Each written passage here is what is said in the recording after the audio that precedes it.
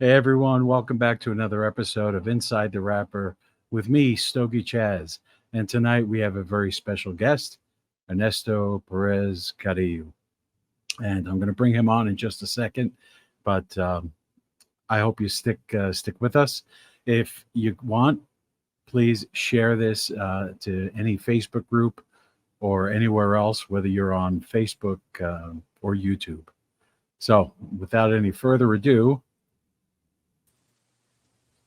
Ernesto, good evening, sir. Good evening, Chess. How are you doing? I'm doing great. Thank you for joining me. I really do appreciate it.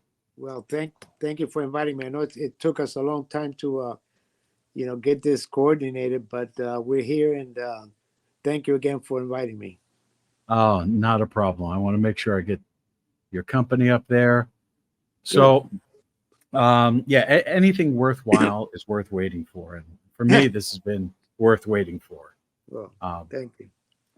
so, I first met you at the Great Smoke, and, meeting, I guess you get a fanboy experience. Meeting you for the first time was absolutely tremendous, and you couldn't be more gracious.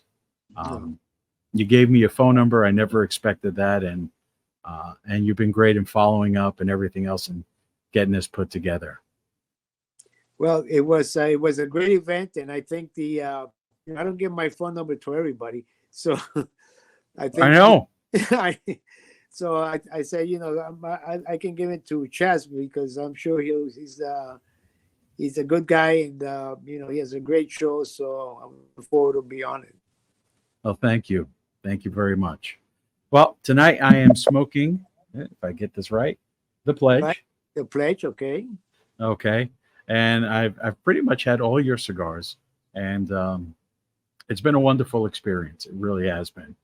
And I've watched several of your YouTube videos with you and your staff and your family, Right. and it's been great learning a little bit about you. And tonight as we do with Inside the Rapper, we take a deep dive Okay. into the people of the cigar companies, the brand owners, the creators, the what do I want to say, the blenders.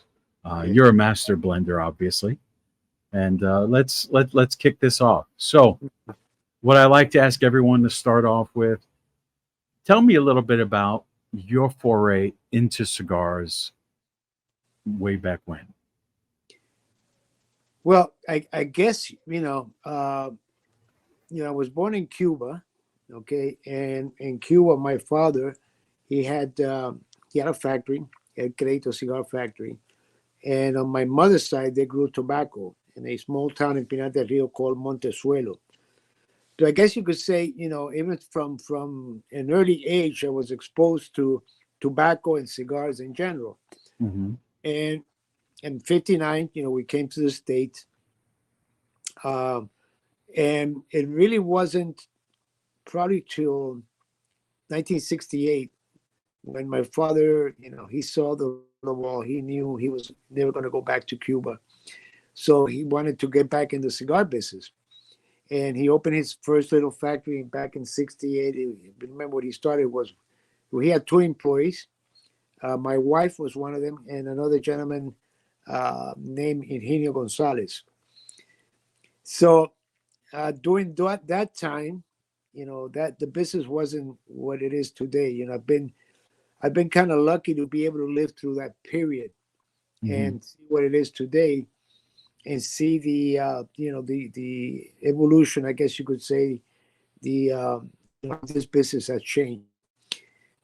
So it wasn't really, I guess, till 1980 when he unfortunately he passed away, that I really said, this is what I want to do. This is what I really to my life.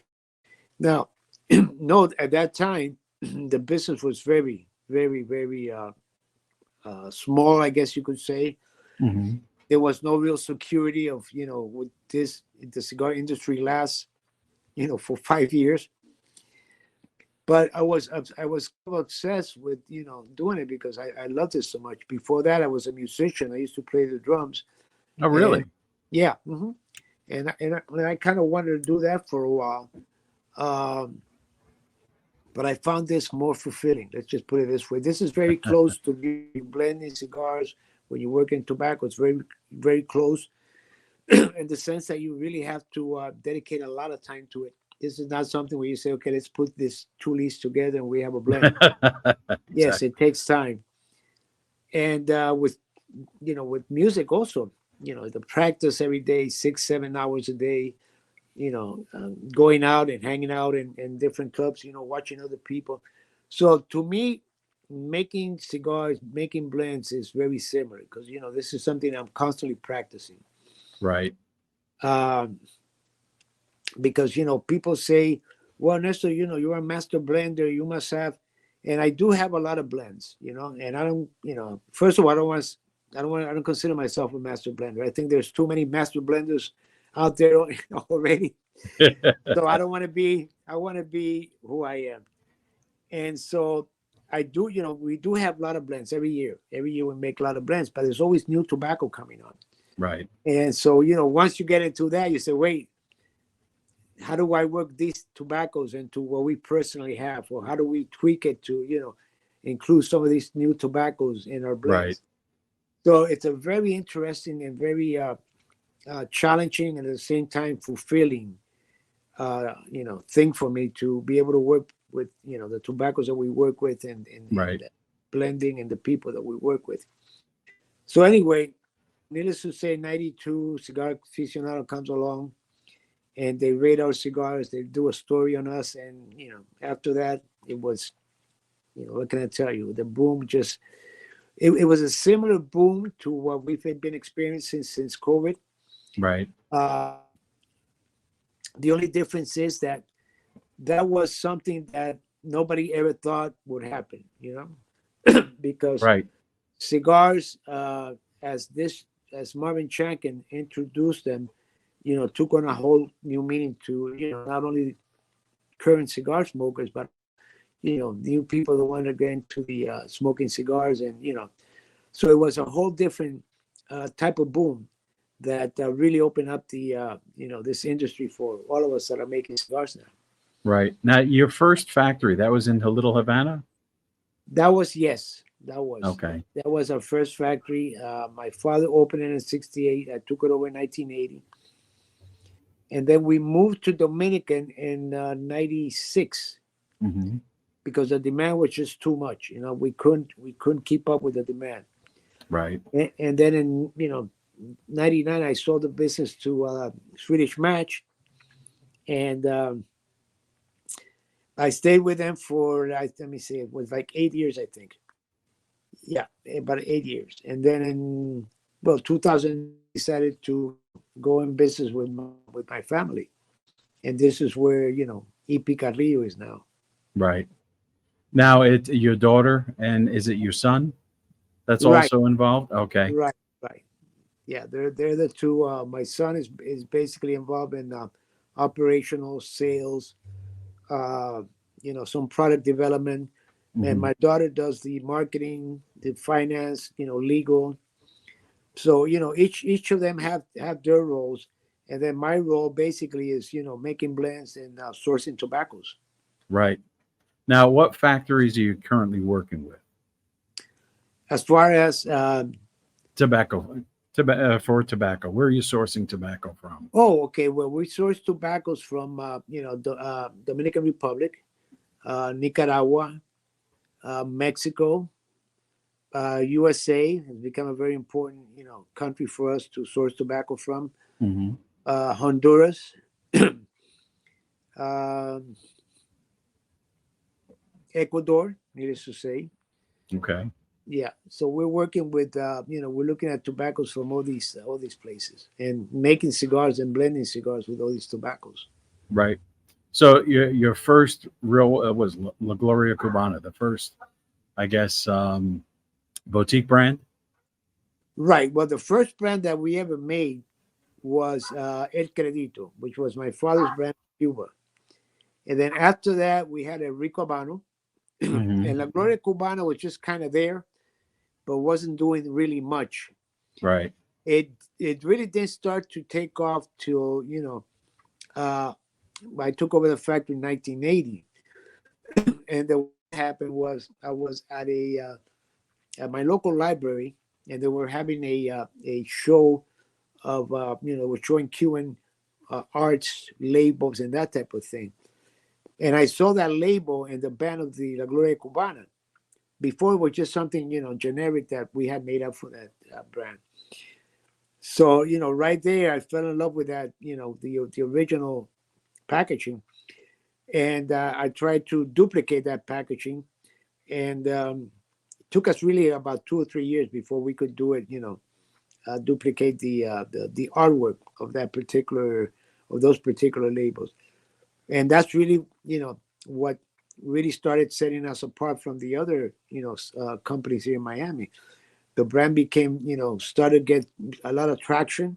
Mm-hmm. Then when it came out in Cigar Aficionado, it just blew out. It just Now incredible. you've had several cigars hit number one, and especially you've had the highest rating in what Cigar Aficionado history with a Mhm. 98. Was Yeah. that the pledge That's the or pledge. Yeah. the pledge? Okay, Yeah. Yeah. We had and the Encore was 2018, and La Historia was 2014. It got number two. So we so got not no two number ones and one number two. nothing wrong with that. There's a lot of people that would kill to have that many. Well, listen, people don't understand. This is something that it's taken me a lot of Yeah. years to get here. We've been rated before, but most of the ratings were like top 10, top 25.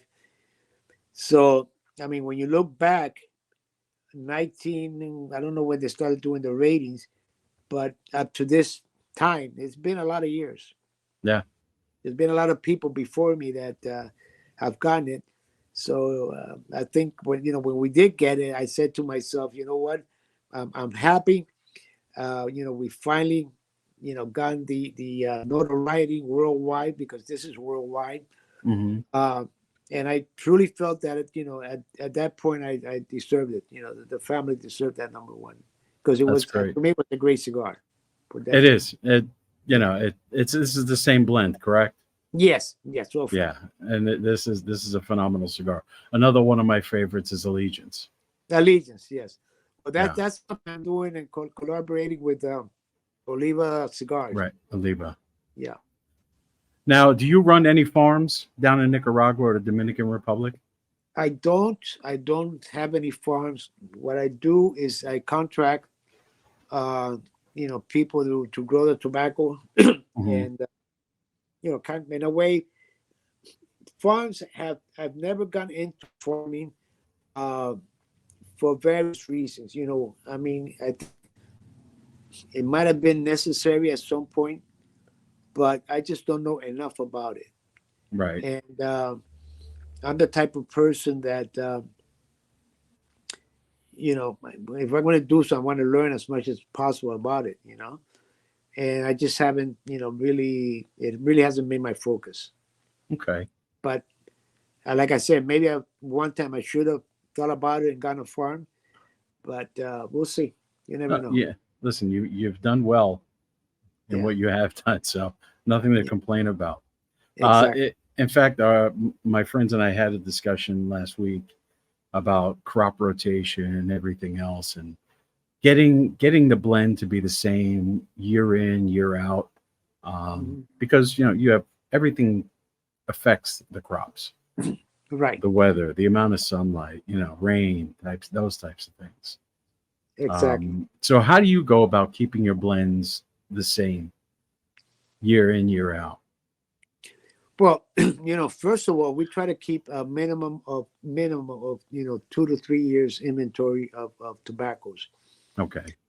and I guess you could say I'm very lucky because of the fact that I have so much great relationships with a lot of the people in the business that I've known for years, and I'm kind of able to secure a lot of the tobaccos that I use constantly. We use a lot of tobaccos from Nicaragua. We use tobacco from Ecuador, from Dominican, from U.S. And I've been able to keep, supplying and getting supply of these tobaccos. Now, I'm not saying that there's going to be times when you're going to say, wait, the crop this year is maybe a little bit more washed out because there's been a lot of rain, and you have to work around those things. How do you blend, keep that consistency? And that's a question of, I guess you could say experience. As many years as I've been doing this, I Right. kind of, what to do or what not to do or what to add or not to add. Maybe it's absolutely head over before. Maybe I use one, and Okay. sometimes it's taken away happily for a leaf if I was using two. So Hmm. all those things are a question of you know knowing your tobaccos, understanding the tobaccos that you use, knowing your blends. But I think I'm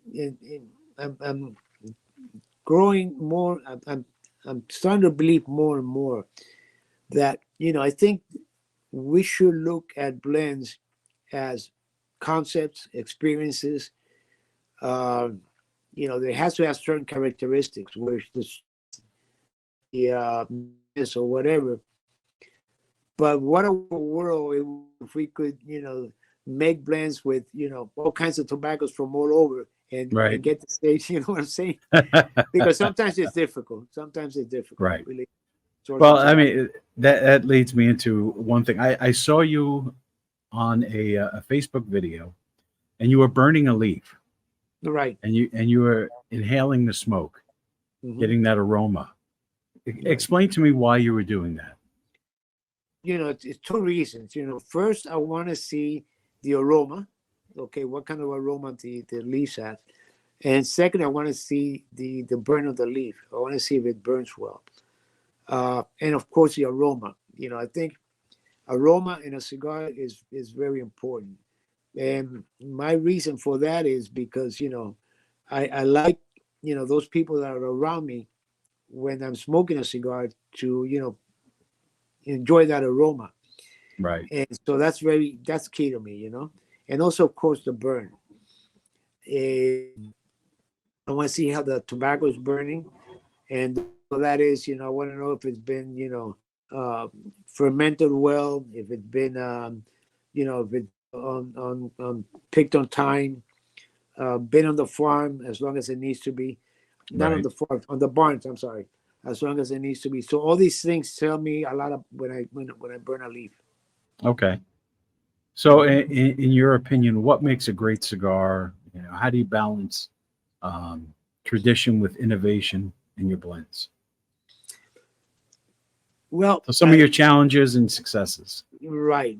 The thing is, I think our cigars have kind of a signature uh, way thing about them. The way that they how do you say, the way that they smoke. There's a certain underlying tone that's consistent in a lot of our cigars. Now the strength may change, and maybe on some you don't get the same type of pepper or spice or creaminess, but there's a underlying, you know uh, how do you say, note there, that when you smoke one of our cigars, you find it. And Hmm. that's what I look for when I blend the cigars. And it Okay. doesn't necessarily mean that we use always the same, blends. We use different blends, but depending on the strength, if I want more peppery, more spice, if I want the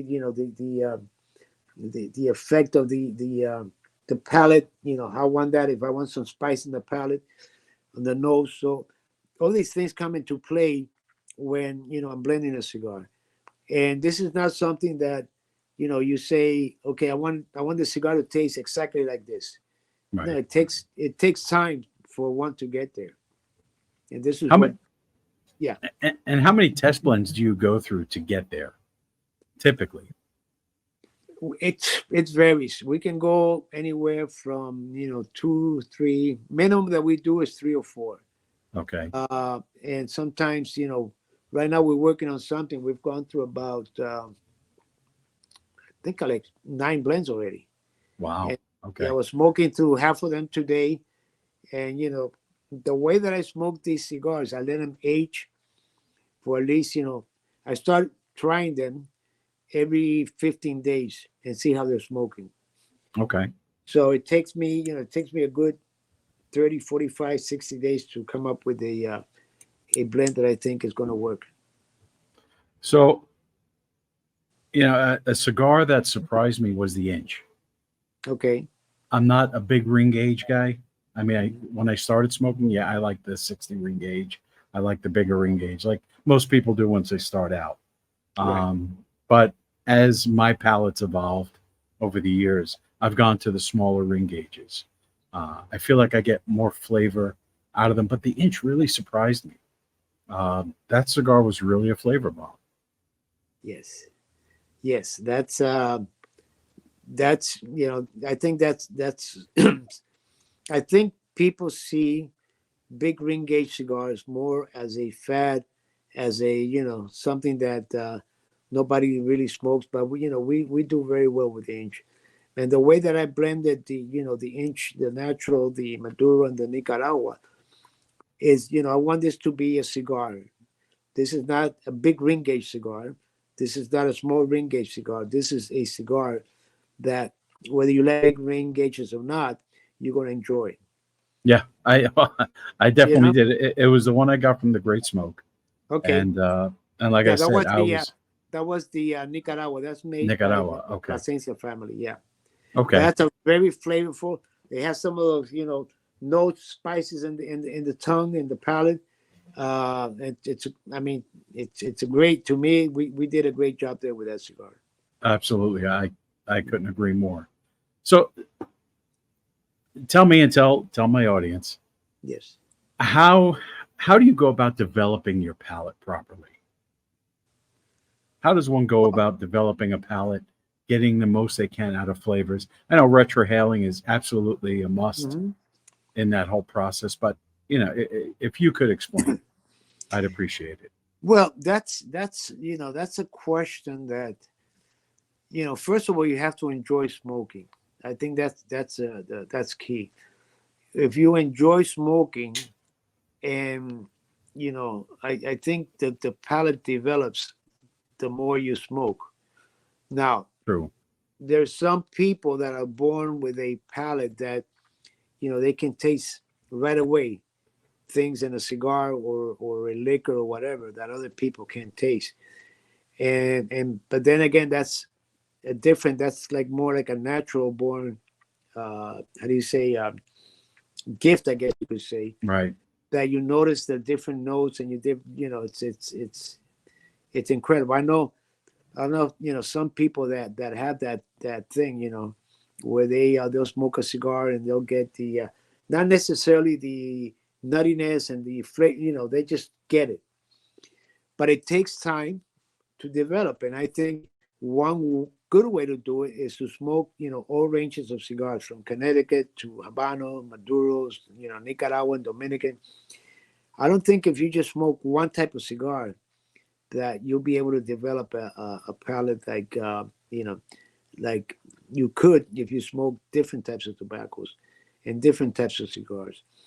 And like I smoke a lot of the people that I know cigars, and I see where the difference from theirs and ours are, and you learn from that, and it just builds up more and more.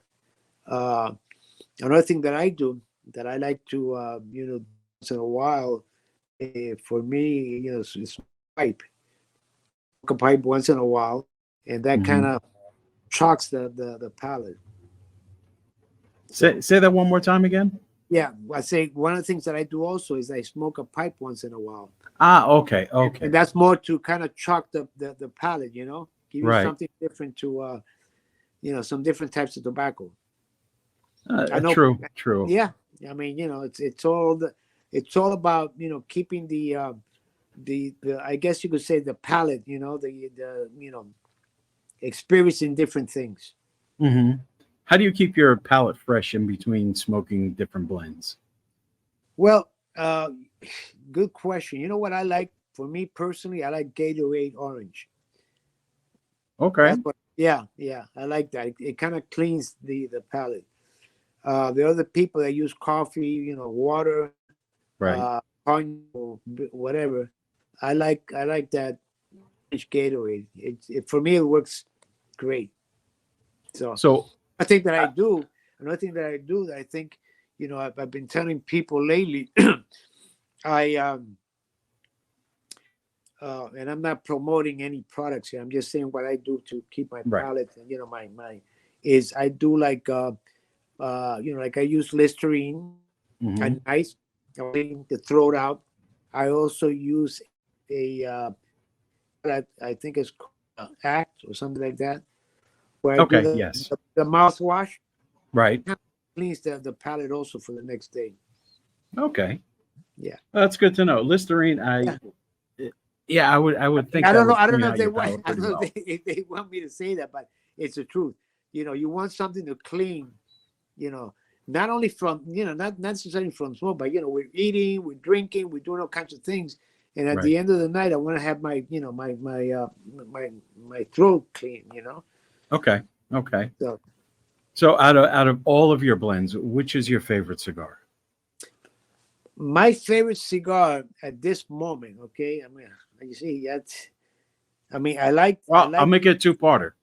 Yeah. What's your favorite cigar overall, and what's your favorite cigar right now?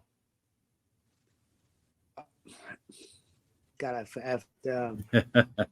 it's hard to say, Shaz, but I enjoy the encore. Keep going back to the encore. More Okay. day and night. I find the pledge I need to, you know, usually during the nights, and then the La Historia is another one that I can smoke pretty much during the day. But I Hmm. think the encore is one that I can smoke and not have to be, thinking. It's just flavorful. It just satisfies what I need for that moment. Right. So, Okay. and then that inch that you smoked there, I enjoy that a lot also. The inch Nicaragua. Again, that again, it was a surprise, and it was Yeah. a very pleasant surprise. Yes. Um, so in the cigar industry, Mhm. it's changed a lot over the years, and we've touched on this just a little bit. Right. Where do you see it going? Let's say the next 5 years. Well, I think right now, the way that I'm seeing it, I think the past 2 3 years, you know, I'm going to say the past five, maybe even 10 years, have been a very good for the industry, in the sense that there's a lot more.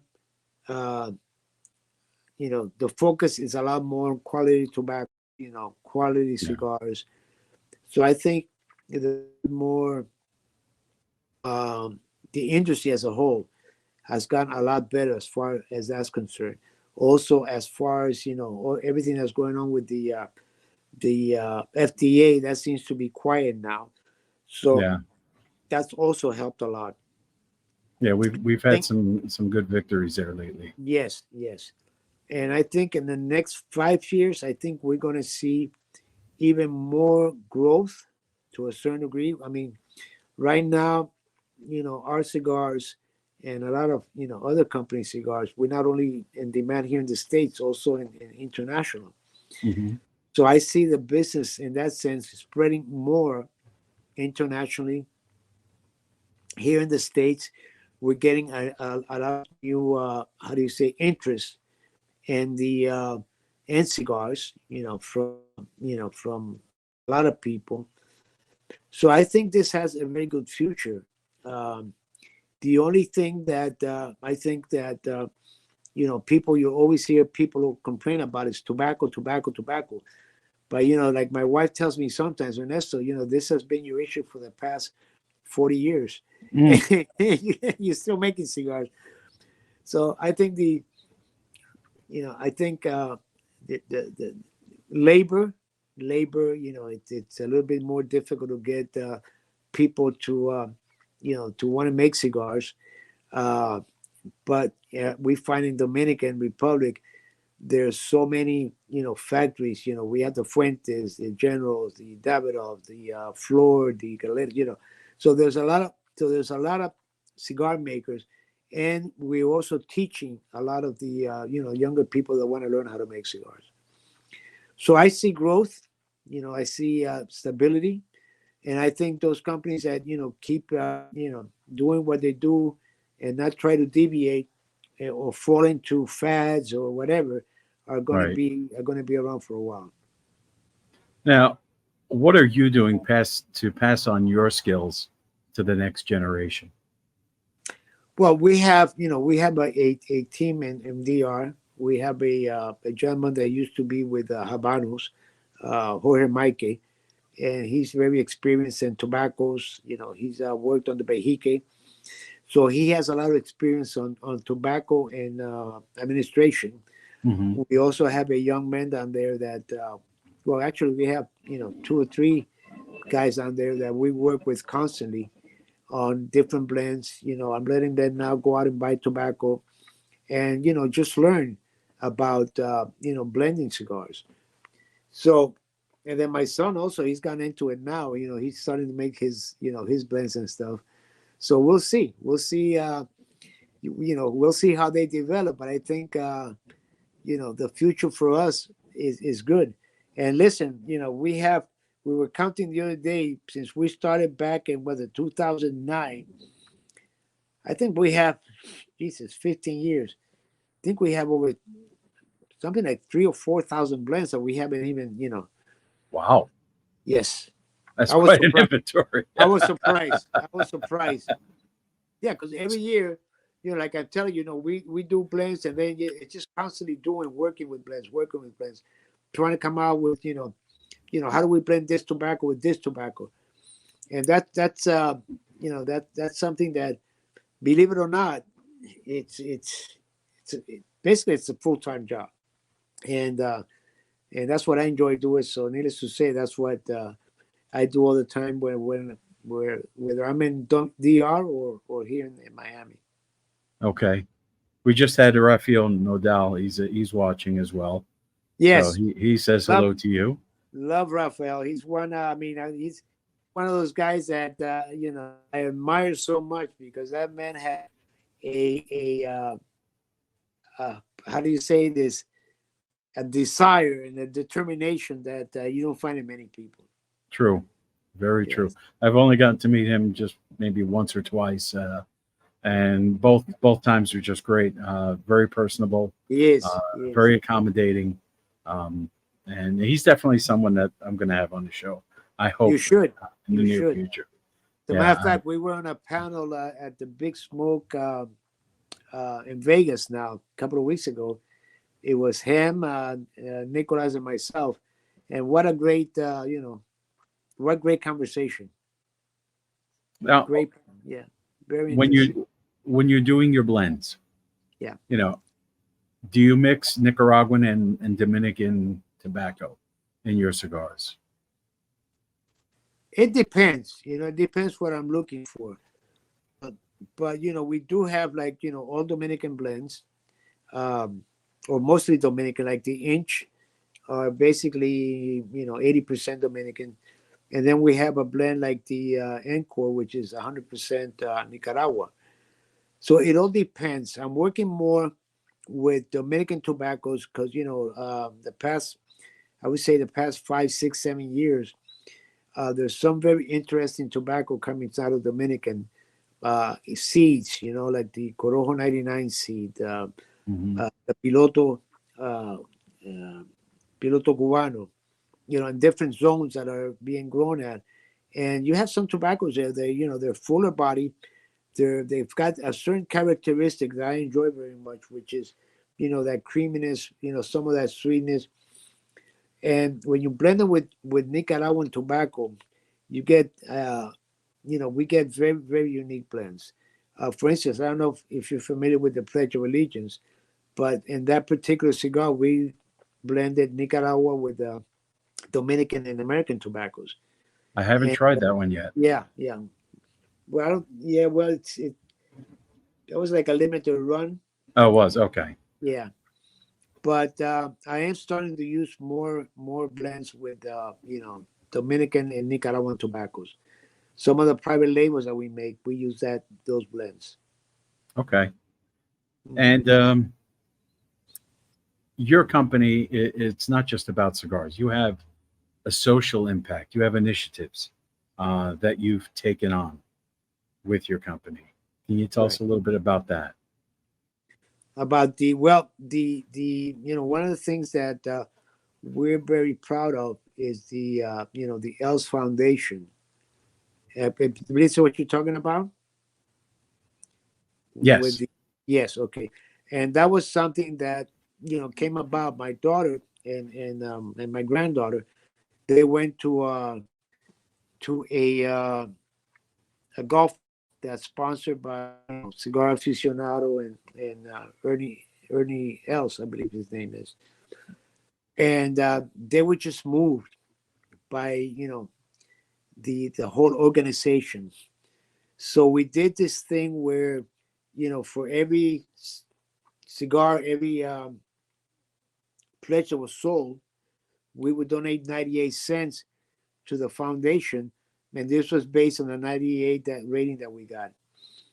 Okay. And so we I think we collected like something like 46 or $50,000 for that foundation. And Wow. we're still working. We have another thing now with the pledge also that we're doing with them. But I think the whole thing came about because my granddaughter really got I mean, she really got into it, and she's basically running that piece of the communications and that type of thing with the ELS Foundation. That's great. That's Yeah. great. We thank you for that because, you know, things like that don't get enough support like Yes. they should or the funding they should. Um, Unfortunately, that's the case, and yeah. we know two of our people that work with us, they have kids and grandkids that have autism. Hmm. I mean, they were so happy about this, uh, and so we were able, glad that we were able to do something, to help these kids. And it's great those organizations accept um, contributions from cigar manufacturers. Yes. You know, Oh, yeah, they do. Because they uh, they in other words, I think you can't look at cigars as in my opinion, as the evil thing. I mean, there's a lot of good things that come out of cigars. People don't know very true. about. But you go to lounges and you see people smoking a cigar, and all of a sudden they start talking. And in a cigar lounge, when you're smoking a cigar, everybody's the same. There's no, you know what I'm saying? Exactly. Everybody, yeah, There's no color. There's no no, religion. There's no politics and things like that. And no as long as financial people, stuff. exactly, everyone is exactly the same, and we're all there for one thing: is for the enjoyment of the leaf. Exactly, exactly. So And that's it does it creates a brotherhood. Um, that I've made probably more friends just from smoking cigars than I probably have doing anything else in my life. no, for sure, I won't doubt it. And the Uh, friendships have actually been stronger yeah, because when you're smoking a cigar, you're in a lounge, you see the same people, and you become friends, and just the conversations get deeper and more personal, and it's a great thing. It really is. well, it's funny because years ago, I was at a store, and the lady that owned it, she was telling me that how sometimes she feels like she's the Pope in a confession. Because they'll come and they'll Yeah. confess to her things that she doesn't really want to hear, and she says, "Well, you know what, Ernesto, this is, I mean, for me, it's kind of humbling, because you hear so many different things that people are going through, and they have that faith and that trust in me to come and talk to me about it. I mean, but this is what cigar stores and smoking cigars are about. Exactly. Cigars are Being like open with, exactly, cigar stores are like Vegas. What happens in the exactly, lounge stays in the lounge. exactly. That's right. So, And yeah, with all the accolades that you've received, tell me, with your expansion into your European market, I would assume, right. and do you notice it growing because of the increase in prices for Cuban cigars? Well, yes, that's one part. The other thing is, the lack of ability. That's another thing that I think definitely has helped a lot of us. But I think also, this is like, I think people were ready to experience other types of cigars. Forget about the prices, forget about the the availability. I think people were ready to try something else. They wanted to experience what's being experienced here in the United States. I mean, Hmm. what you be to just one type of wine or soft drink or whatever. And I think this was coming. I think the fact that the availability and the prices of Cuban are what they are has kind of accelerated some, but this was coming even before this happened. So Hmm. I would say 100% because of what's happening with the Cuban cigars. This was definitely something that was, coming, and it just came sooner than anyone expected it. I'm amazed at the consistency that does come out of Cuba. Um, and then you compare that to the consistency of the DR or Nicaragua. Um, Mhm. I think it's vastly different. Do you agree or disagree? Um, I think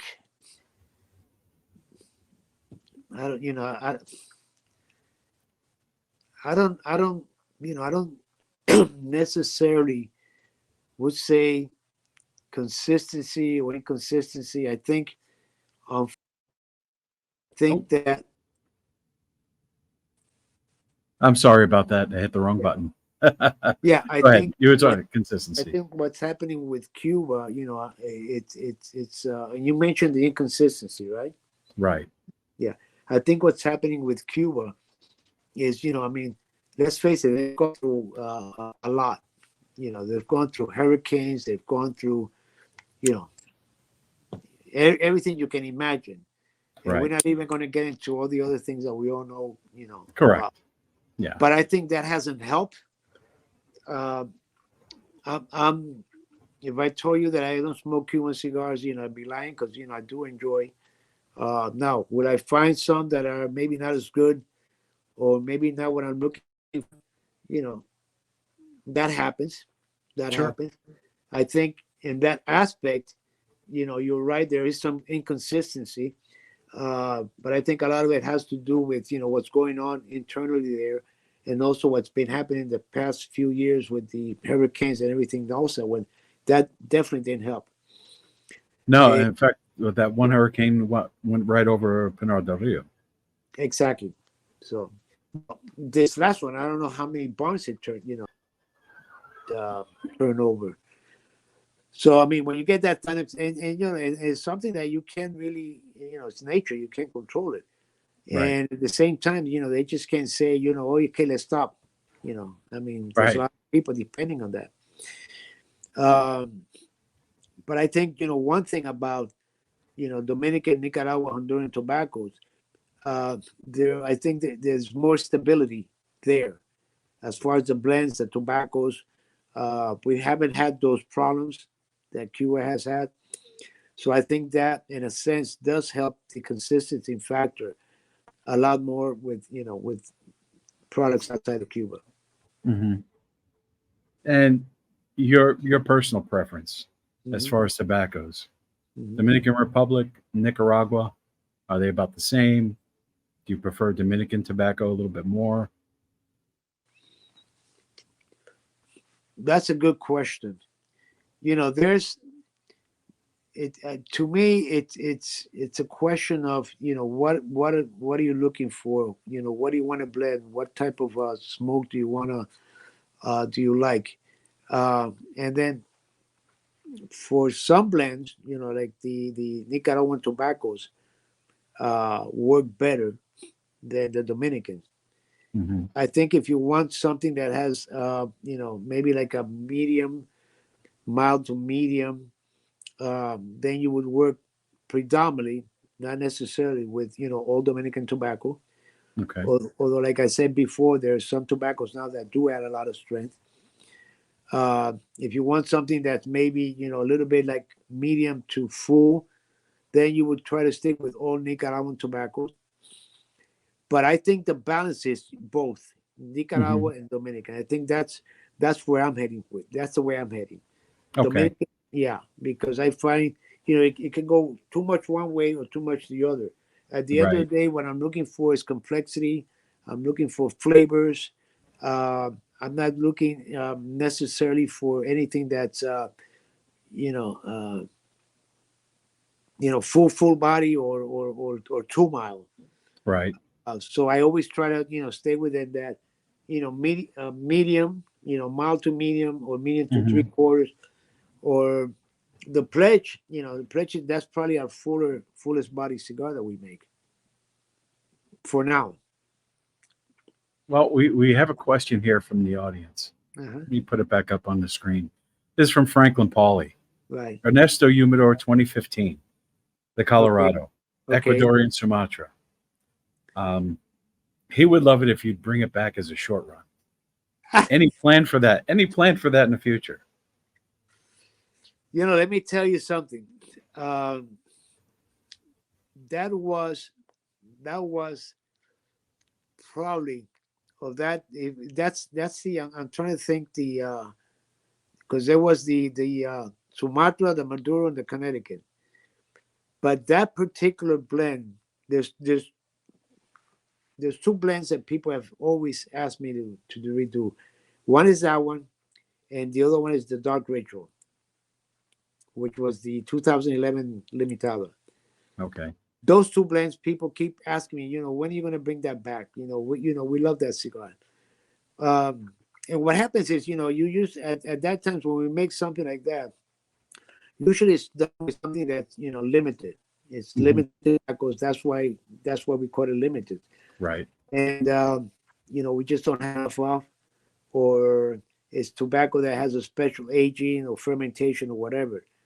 So this type of things, we just don't bring them out and say this is, and then repeat them, because usually because of the size, the ring gauge, the tobaccos that were being used, when you bring them out again, it's not the same.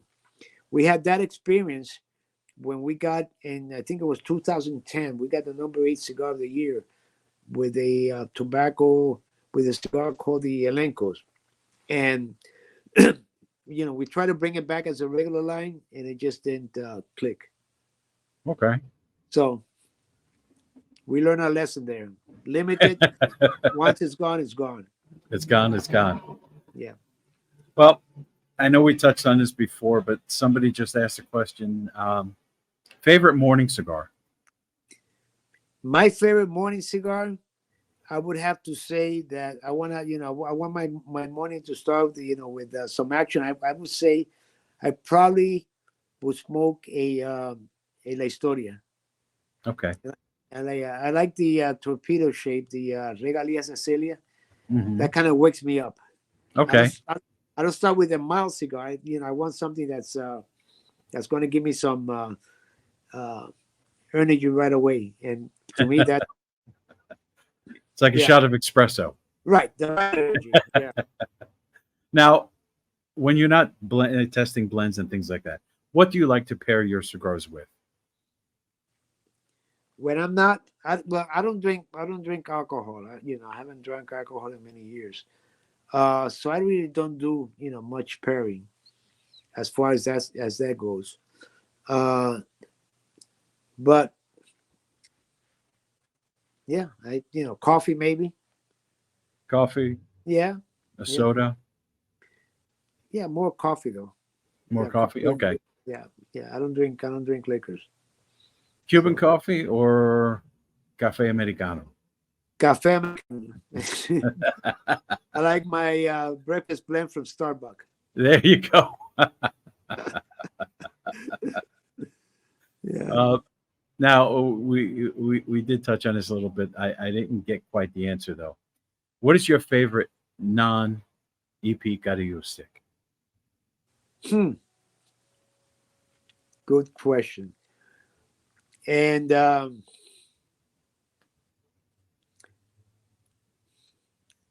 I'll be frank, and I'm not saying this because I mean, there's so many people out there that I know that make great cigars. But I smoke different cigars, from Hmm. different people, And now, is there a favorite one? It all depends on the time or the or time of day that I'm going to smoke it, or the how I'm feeling that day or whatever. But I guess I smoke what every more or less smokes. As far as the what's out there. And I think everybody smokes Padrones. My father, Davidoff, my Fuentes, La Flor. Hmm. Uh, Joche Blanco gave me a cigar the other day that really blew me out of my mind. And I try to keep, ask him, what did you put in this cigar? And I said, give me a few more. And he kept, I mean, there's so many great cigars, Chad. I mean, There it won't, are. it wouldn't be fair to me to say this is my favorite cigar because, all these cigars have their moment, Yes. um, their time and moment. One of the cigars, I know Rafael, I don't know if Rafael's listening, but when he came out with that, I think he got, was it the number two cigar of the year? I think it was, because the Cubans were number one. Hmm. That was an exceptional cigar, very nice cigar. So I mean, there's so many cigars, but if I had to tell you one cigar that really changed, my whole way of looking at cigars and blending was a Don Perignon Davidoff from Cuba back in 1982. Really? That yeah, that was like my first experience with something that was different than what we were all making in Miami. Now, was it my favorite cigar? Maybe not, but I mean, it opened up my eyes and say, there's a lot more out there than the four walls you're in here. True. Another one that influenced me a lot were the Hoya Monterey's Rothschild from Hmm. the '80s, not the new ones, the ones from the '80s. Those cigars had pepper. Those cigars had strength. Those cigars had everything going on. And another cigar that really blew my mind was the Flor de Orlando's from Fuentes when they were making them down in Nicaragua back in the early '80s. Okay. Yeah. So I mean, Interesting. yeah, All right. I didn't think we'd be able to kind of nail you down, but yeah, we got it yeah, narrowed a little bit. Yeah. a little bit. I'm not, now these cigars are cigars that have been influential. That have really Right. done a lot of things. Uh, that I feel that have opened my eyes up to wanting more, exploring more, and think what more things can I do that are different than what are out there. Hmm. So So, will we see an EPC and a Rafael No Doubt collaboration at some point? well, listen, I'm not going to talk about that because I think I'll take that uh, as a yes. I'm not saying anything. I'm not saying anything. There's a lot of things that need to be done before, but I'm not saying anything. But I think that uh, I think we're both very open to it. Let's just put it that way. And I That's good. think that I think it's something that definitely I want it. I think definitely it's going to happen at some point. That's great. That's Yeah. great news. Yeah, we're definitely going to look forward to that. So, Yes. hopefully, in the next couple of years, we finally get that cigar. Yes. Yes. So, we're almost out of time. what I want to ask you next is, what is your what are your recommendations for the new cigar smoker out there? Someone just trying to get into cigars. Well, like I said, kind of what I was saying before is, you got to go out and explore all the, everything that's out there. Not necessarily, the mild cigars or the boutique cigars, you know, because there are a lot of cigars out there that what happens a lot of times, people get they close into a certain type of cigars or profile. Well, I only smoke boutiques from Nicaragua. Well, I only Right. smoke this from that may sound cool and all that, but you're not really learning what cigar smoking and what cigars and tobacco are about. I think you Right. really have to go out and explore and smoke, not only boutique cigars, not only my cigars, but I mean, the other company cigars, basic company cigars, the small, the medium, because you'd be surprised. You'd be surprised how many, good tobaccos, good cigars are out there. And if you limit yourself to a certain, how would you put this, profile or a Right. certain country or whatever, you're going to be missing out on a lot of Hmm. what's happening out there. And it's happened. It happened. I've been very, open about that. I'm all, everybody else, and I'm always trying to see, how do I compete in this segment of the market. And even if I don't do it, at least, there's that challenge, there's that thing that I want to, learn about and be able to, at some point, maybe do something in that taste profile or that market. Okay. So yeah, see, okay, we're back. So yeah, don't limit yourself to, one particular segment. Go out and explore what's out there, because there's a lot of great cigars out there nowadays, and not necessarily from the smaller boutique brands, but also from the big companies. Oh, Raphael has done a lot of that in bringing some of those older brands that have Hmm. come over from Cuba, Right. and he's done a lot with those brands, and he's done an exceptional job with them as well. He has done an exceptional job. He's brought back a lot of the tradition that people kind of forget about, where to a certain degree it all started, and in a more maybe modern version or more innovative version. Hmm. But I think this is what a lot of the people, to a certain degree, haven't really captured what how important that is. Okay. All right. Stay So it's with me. important. Just Yeah, oh, go it's ahead. I'm sorry. yeah, Go yeah. When ahead. I would say, it's for the new smokers, try everything that's out there, It's and I great. think It really is yeah, great advice. yes, you'll be pleasantly surprised how many great products are out there. Oh, there are. There are. Listen, I do a top 10 every year, and it's only cigars that I actually smoke.